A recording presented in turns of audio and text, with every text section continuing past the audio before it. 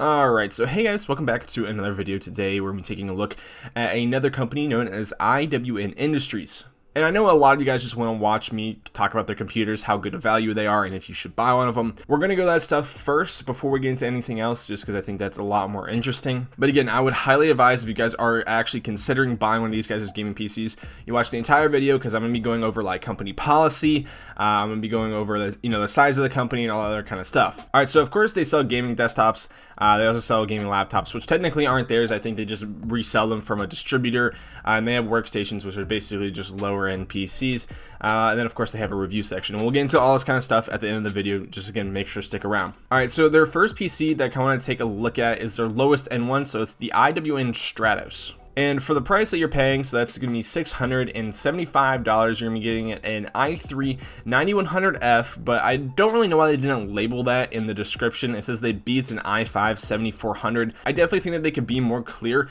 in their spec listings, and this definitely goes for all of their PCs. I think that they could put a little bit more work into making sure that everything is nice and clear, that they list the motherboard. They do it for this one, but a lot of the other PCs that we're going to take a look at, they don't mention the motherboard, which doesn't really make a whole lot of sense. Why we list it on some models and not others, and even then when they do list the motherboard, they don't tell you what kind of chipset it's running. So basically what I'm just saying is that more information is always better, like even labeling what kind of GTX 1650 you're getting, because there's a bunch of different add-in board partner cards. So you might be getting an MSI one, you might be getting an Asus one. I think people would just like to kind of know what cards they're getting, especially when you're using stock photos of the case and you're not actually having any of the components inside, so you don't really get a good idea of what the system is going to look like when it comes into your possession. Now let's get back to specs. So you've got a Core i3 9th gen quad core processor. Again, it's a fairly low end processor. It's last generation, soon to be 2 generations ago, but it still kind of kicks around, especially at this price point. You've got an Asus Prime motherboard.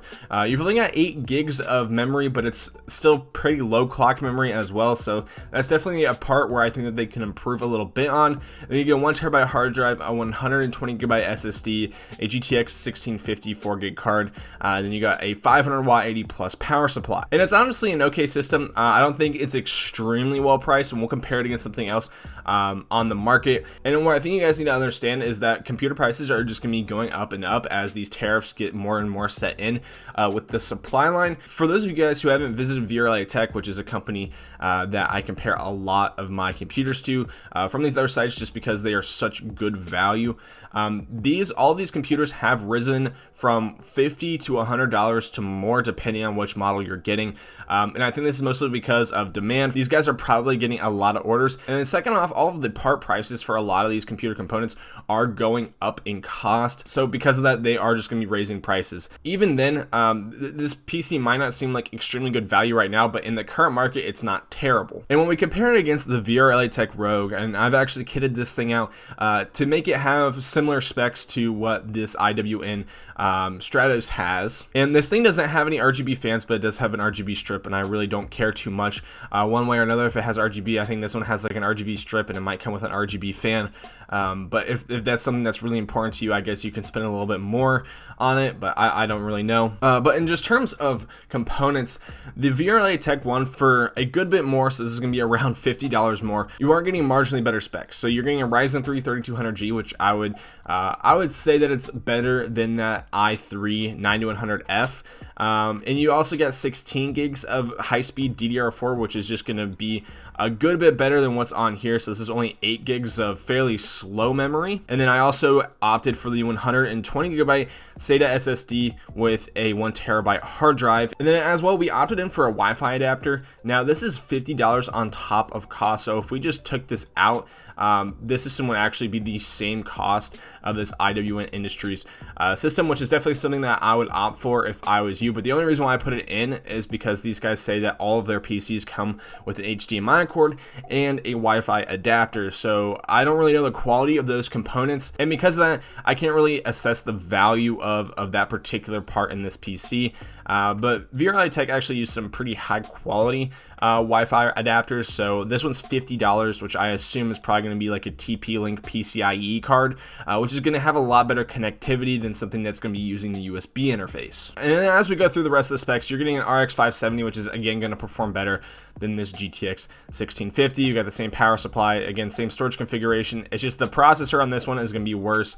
And as well, the memory and the graphics card are going to be worse. So when it comes to the better buy, I still think it's VRLA Tech. I still think these guys could probably do a couple of things when it comes to making better value, either cutting down the price of this computer altogether, which I don't know how feasible that is for them, or just including better components in general. I think, of course, using 16 gigs of RAM would be a much better option, and then maybe trying to get RX 570s or older AMD cards, because I don't really think people care too much if they're just getting older generation stuff, if it's going to provide better performance for the amount of money that these people are spending. Now, in complete contrast, I think that this computer that they sell, the IWN Scout, is a really good value computer for the $800 price range. Again, comparing it to something from like a company of VRLA Tech. Now, like I said before, VRLA Tech did have some price increases. So the Aurora used to be a $700 gaming PC. Now it is an $800 one. And in terms of just spec to spec comparison, this one wins. So you're getting a Core i3 10th gen processor, and these Core i3s 10100s are actually really nice processors for the price point. You're getting 4 cores, 8 threads, pretty decent clock speeds. It's just gonna be a great gaming performance and just overall experience with this processor. I think it's a lot better than what you're getting with an i3 9100, so that's gonna be the last generation of this particular processor, but this one's just gonna be a lot better. And then again, same kind of thing. They list that it has an Asus Prime motherboard, but they don't list the chipset. Definitely something that I think that a lot of people would be interested in. You're getting 16 gigs of RAM at 2666 megahertz, same speed as last time, but something I do kind of want to throw in, especially when using Intel processors, RAM speed doesn't matter a whole lot. It does still matter in certain applications, but if you're using a Ryzen processor, it matters a lot more. So as long as they're not using Ryzen processors with these lower speed memory sticks, I still think that it's an okay decision. And in terms of our storage configuration, you're getting 1 terabyte hard drive with a 120 gigabyte SSD. And for your graphics card, this is actually probably the best thing about this PC at the $800 price range, is that you're getting an RX 588 gig card. And this card I still think is an amazing card. I think it came out like 3 years ago, still kicks around extremely well.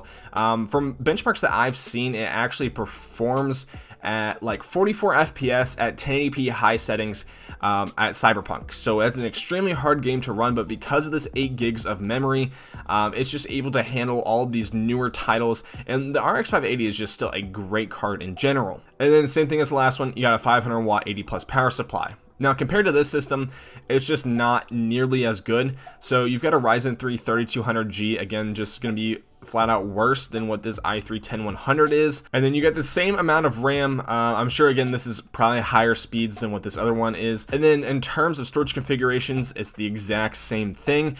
But the only difference is that the graphics card on here is actually a good bit worse than what is on this system. So this one only has a GTX 1650 Super, whereas this one has an RX 580. Now this RX 580 is just going to perform better than this GTX 1650 Super, probably around 15 to 20% better. So this system is probably one of the systems that I would recommend to most people, considering just the price and performance of this compared to other systems in the industry. All right, so the next PC that we're going to take a look at is called the IWN Selsa. So I think the Ryzen 3 3300X was an okay choice at this price point, but again, it doesn't really make a whole lot of sense, since they did send me an email saying that they swapped out the Ryzen 5 2600 with this particular processor. But honestly, I just feel like having a Ryzen 5 2600 would have been a better processor to have, considering that you're getting 2 more cores than this particular CPU. And sure, this 3300X is going to have overall better gaming performance, better clock speeds, whereas the 2600 is going to have overall better performance in multi-core scenarios. And the reason why I think just having the 2600 is going to be better, even though it's going to be worse in terms of single core performance, is that this GTX 1650 Super isn't going to be pushing out enough frames to really stress the 2600 to where it's going to have that big of a performance deficit compared to the 3300X. And for those of you who don't really understand that language, I know I'm using a lot of shop talk in these videos, but when it comes to the performance of a CPU in video games, it's mainly dependent on how many frames the graphics card can push out. Unless it's like a really CPU heavy game that it causes a lot of background computing, so something like Rust, you might want to have a beefier CPU, and in that case you want more cores. But when it comes to having faster clock speeds, which is just going to have you put out more frames in general, in a game like CSGO, it's really easy for the graphics card to render frames because it's not a very high fidelity game. And so the graphics card can push out a bunch of frames, and it's the CPU's job to keep up with that. And sure, the 3300X might do better in CSGO than the 2600, which was the previous CPU that was in here, but it doesn't really make that much of a difference, again, considering that this is a fairly low-end graphics card. If you had a higher-end graphics card, you might see the performance deficit a little bit more between the two different processors. Just because it's a lower-end graphics card, it doesn't really make a whole lot of sense why they would swap that out. Alright, so one quick correction I have to make, and after a little bit more research on the cards, the RX 580 does a bit better in high fidelity games than the 1650 Super, but the 1650 Super usually performs better in most every other game that is like Fortnite and stuff like that, though the RX 5500 XT performs better than both of those two cards most of the time. And this is kind of something that you see in the Legacy. So the Legacy is VRLA Tech's $900 gaming PC, and their specs consist of a Ryzen 5 2600, an RX 5500 XT, which is basically an RX 580 competitor, and we see like the same stuff that we saw in the last PCs. This one does have a worse power supply. And at that point, I would probably recommend the Legacy just because it has that Ryzen 5 2600 with a RX 5500 XT, which again is going to perform a bit better than what this GTX 1650 is going to perform at. So overall, I think that this PC is a little bit confusing. I think that they could just do a little bit better and just reworking in terms of how the specs work, just because the product segmentation doesn't make a whole lot of sense, considering that the IWN Scout for $100 less might even perform a little bit better than the IWN Selsa just because it has a better GPU. Alright, so the next PC that we're going to be taking a look at is called the IWN Beta. So this is when we're starting to get into the higher end. This is a $2,000 system. And in terms of components, we have a Ryzen 9 3900X, 12-core processor, an absolute beast at anything that you need it to do, gaming, rendering, whatever you need it to do. It's a really good processor. And then for cooling, this has kind of got me scratching my head a little bit. So you've got a Cooler Master Hyper 212. This CPU might get a little bit hot, especially under a full core load. If you're doing anything like rendering, it might get a bit hot under maybe that 85-degree temperature. So I would probably suggest, in just terms of cooling with this particular processor, getting like a 120 mil or a 240 millimeter radiator, just because that liquid cooling is going to give this thing a lot better performance in the long run. And then in terms of RAM, I think this is very good. It's got 3600 megahertz, definitely what I would recommend at this third generation. 3600 is probably the higher end that you want to go with RAM speed for Ryzen. And then you've got a 1TB SSD with a 1TB hard drive, an RTX 3060 Ti, and a 500 watt power supply. Now you're getting all of this for $200, and it might seem like a really good deal, but considering what VRLA Tech is offering at close to that price point, actually less, so at $1,700, you're getting a i7 10700, which is probably going to be a good bit worse than what this particular processor is going to perform at. This is a 12 core compared to a 8 core, so you're going to have 4 less cores on this. But in terms of gaming, this system is going to perform a good bit better since you are going to have an RTX 3070. And if you want to upgrade it to make it a little bit closer in terms of price to performance, you can get something like a CPU upgrade to upgrade to a 10700K, or you can just pick an entirely new system, which is just going to be, I think, yeah, so the Centaur, so $150 more than what the Beta is going to get you. The Centaur is going to give you the same CPU, except you're getting an RTX 3080 with 32 gigs of RAM. You're getting that liquid cooler. You're getting a really nice motherboard, a really good storage configuration. Granted, it is a little bit worse than what was on this other system. And then again, power supply is a good bit worse. This is a 750 watt 80 plus compared to the 650 watt 80 plus power supply that is on the Beta. And in terms of price to performance, it really doesn't get too much better as you're getting up higher end. So you're getting a Ryzen 9 5900X, definitely a great CPU. It's really scarce right now, so it's kind of surprising that these guys have it. So in terms of CPU cooling, you're getting a AIO, so you're getting liquid cooling, so it should perform extremely well, but it also depends on what size it is. So if you're only getting a 120 mil radiator, not going to perform too well. I'd probably expect this thing to have a 360 mil radiator, or at the very least a 240. But again, I would really like if they would list those details. They seem to be pretty detail scarce when it comes to a lot of their specs. And you get 32 gigs of 3600 megahertz memory. You get a SanDisk 2 terabyte SSD, an RTX 3080, 750 watt 80 plus gold power supply. And then it says Cooler Master liquid cooling. So they basically list it twice. I don't understand. I'm sure that this graphics card is not liquid cooled, or this would be a lot more than $2,700. But compared to the VRLA Tech Helios, which is in a really nice Lian Li case, I really like that they changed over to these, because these Lian Li 011 Dynamics are super nice cases. So in terms of our processor, right, we've got an i9-10900. So overall, this one's going to be a good bit worse in almost every scenario. So in gaming, it's going to be a little bit worse, and in multi-threaded scenarios, you're probably going to have less performance with this as well. So this is going to have a really nice motherboard with it. They are giving you a really high-end Z490 motherboard, should allow you to do basically everything you want it to do. If you do end up wanting to get a K variant CPU or getting one of the new 11th gen CPUs, you should be able to support that and be able to overclock it later on. And in terms of storage, the storage configuration is a good bit better on this system than it is with the IWN Industries one. So you're getting 2 terabytes of SSD storage, whereas you're getting 1 terabytes of SSD storage, and then you're getting 4 terabytes of hard drive storage. So honestly, that's pretty good. And then you're getting a 240 millimeter AIO liquid cooler, which again helps out a lot when it comes to thermal performance. And then you're getting 32 gigs of DDR4 memory, and then you're getting that RTX 3080. And again, all this comes in at $50 less. So when it comes down to it, you're getting a lot better of a case than what these guys have on here. And I think just in terms of information, VRLA Tech is a lot better, and of course the CPU is worse on this particular system, but I think the all-around specs are better, but I don't really know because they don't really list it. Like if this is a 360 millimeter radiator cooler, then it might be a little bit better.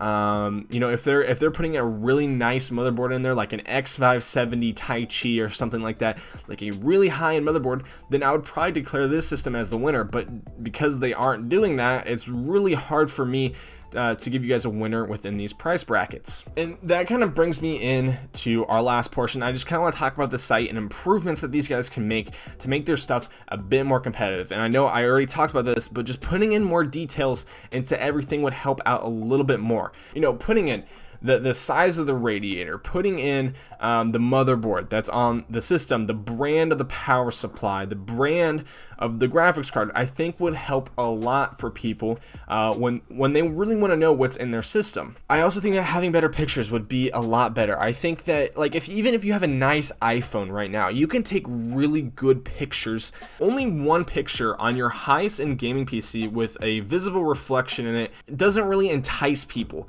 It just looks like a low quality case at this point, and even then I don't know what brand it is. I've never really seen this case before, and it's hard for me to assess the value of a system when the picture of the thing is really low quality and you don't really get to see what's inside the PC. I mean, this system has a little bit better pictures, and I'm sure that this is their actual system, but again, it doesn't really help me in terms of how this system looks, because again, it's like these are all really low quality pictures, and I'm sure that taking a couple of hours watching some Photoshop tutorials online, you know, figuring out how to do all this stuff, and then taking some nice photos with any modern smartphone, I think would definitely help them out. And then using stock photos again doesn't help, because what these stock photos indicate is like what the manufacturer is saying. So this is a Cooler Master case, and this is not what's going to be inside your system, because this is just a stock photo for the particular case, which is the Q300L. See, I would probably prefer if they start putting in actual photos of the systems that they are building, so people can actually understand what the internal components of their systems are going to look like. Same thing here. It doesn't have anything in it, it's just the case. And same thing, not with this one. This one's actually a picture of what this system's going to look like. I think they did an okay job. Again, maybe just want some better quality, since there's like some wording right there on the reflection and stuff like that. And then again, this one's just a picture of the case from the website of the manufacturer. I again don't think that this scrolling thing on your website is too great when it comes to people trying to find a PC. I think just having it in segments where people can figure out where the different PCs are, like in little blocks that you can see the entire page, and then people can just like look at the price points and just see what it is. I know what they were probably trying to do is just having a tiering stacked, so this is the top of the heap and then you're scrolling down to get to the bottom of it. And the same thing, there aren't dedicated pages to these particular PCs. I can't click on this. This is not a page that I can click on for more information. I definitely think that would be a little bit better. Like if you just had like the picture of the PC with some basic components, maybe just like the spec list that you have right here, and when people click on the image, it brings you to a page about the PC, talking about the specs in a little bit more detail. I think that that would be a lot better alternative than what they have right now. And then again, aside from all the criticisms that I made to their PCs later on, I think these guys actually have some pretty good promising stuff to go with. I think that they just need some more experience in the industry, and as long as they keep on taking criticism and implementing the things that need to be changed, I definitely think that they can be a decent company in the future. Alright, so we're just going to redo this part. We're going to talk about some company policy, just talk about the company in general and their kind of business practices, because the last time I recorded this, I was editing it just a little bit ago, and the entire file got corrupted, so we're just going to redo this real quick. Beforehand, I did reach out to these guys and ask a couple of important questions that I feel like I need to ask most companies when they first start out. So one of the first things I asked was how many employees these guys have, and they said that they have 4, and that they're always expanding to hire more people. And then he said that the reason that they have so few is a friend of the company owns a computer facility that builds their computers with 20 years experience professionally. And it says that this makes us have more than just our employees building them and allows them to be stress tested for more than 24 hours before we package and ship them. And then he also added within parentheses at the end of that paragraph, every PC comes with an HDMI cord and a Wi-Fi adapter. And then in terms, I think I asked about like their warranty and their return policy. So it says at IWN, we offer lifetime support for all customers. So I'm assuming that means like if there's a problem with the product and it's not anything that you did, you can at least just call them and see if they are going to be able to help you either on the phone or if they can, help you out some other way, with a 1-year warranty on all parts except for the ones that we cannot cover, which is the cases, which I think is somewhat acceptable since the case is not really a part that is prone to fail. Everything else is a lot more prone to fail than a case because the case really isn't doing anything, but that's kind of nice. You're getting a 1-year warranty on every single PC. And then the next part says that they only allow refunds within a 72-hour period after purchase in case of accidental purchasing or if a customer has second thoughts. So you do have a grace period, but once you actually make that transaction, you're set in with that PC, which again, I don't know if that's a good or a bad thing. I think for some people that's probably a bad thing. For some other people, I don't know. For me personally, I'm kind of indifferent about it because usually when I make a purchase, I do all my research and make sure that it is something that I want and it's the exact thing that I want. So for someone like me, it probably wouldn't be a big of a deal, but for someone who's indecisive and doesn't really understand a whole lot about computers, that 72-hour period might not be the best. And since within that 72-hour period, you're not actually getting your hands on the PC, that's also might be a little bit more scary for a lot of customers. And they actually do list a couple of exceptions to that return policy. So they said we only allow returns on PCs if they are in need of repair or upgrades if chosen. So I'm assuming that means like if the PC isn't performing at the level that you thought that it should or wanted it to, I'm assuming that you can just send it back in and ask them to upgrade just a certain part of it, and then basically just get it shipped back to you. And it says that in their about section of their website that they pay for shipping back to them, so it's never going to be out of your pocket. And that's pretty much it in terms of company policy. Again, I just want to present that information to you guys because you guys are going to be the ones that are going to be dealing with this. And in terms of my thoughts on policy, I think that they are doing an okay job with it. I think that as they grow as a company, I think that they probably should let that refund period be extended to maybe a week or 2 once that person actually gets the PC. Just again, ensuring that that person really wants that computer for that amount of time. I know it's really expensive for any company to offer returns because that shipping fee for a computer and just basically having to take all that money out of your pocket it's not an easy fee to pay. But yeah, that's really all I have to say about those guys in terms of their company. But yeah, guys, thanks for watching. Hope you guys all have a great rest of your day. I'm sure these guys are going to be down in the comment section below.